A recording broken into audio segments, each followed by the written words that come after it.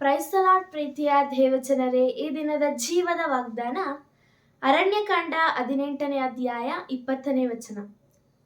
ಇದಲ್ಲದೆ ಯೆಹೋವನು ಆರೋನನಿಗೆ ಹೇಳಿದ್ದೇನೆಂದರೆ, ಇಸ್ರಾಯೇಲ್ಯರ ದೇಶದಲ್ಲಿ ನಿನಗೆ ಸ್ವಂತಕ್ಕಾಗಿ ಭೂಸ್ಥಿತಿ ಆಗುವುದಿಲ್ಲ, ಅವರೊಂದಿಗೆ ನಿನಗೆ ಪಾಲು ಇರುವುದಿಲ್ಲ.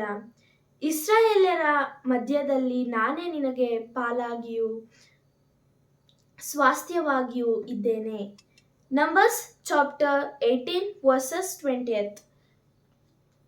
And the Lord spoke unto Aaron, You shall have no inheritance in their land, neither shall you have any part among them. I am your part and your inheritance among the children of Israel.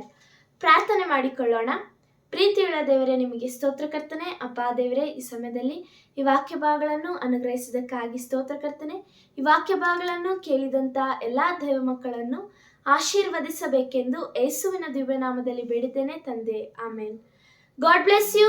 Price the lord.